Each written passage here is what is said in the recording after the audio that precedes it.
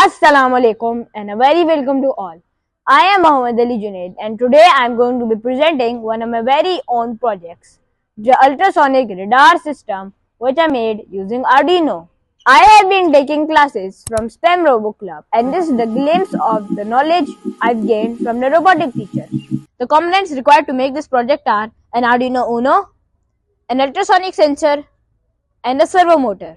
When an airplane is near the airbase, the ultrasonic sensor will detect it and interpret its location in the radar system.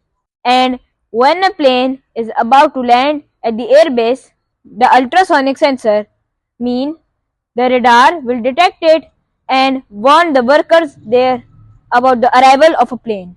Now let's have a closer look at the radar.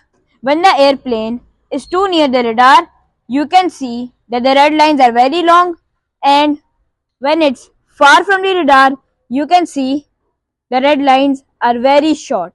This is near and this is far. This project is implemented at military bases to detect if an invader's airplane is nearby or not.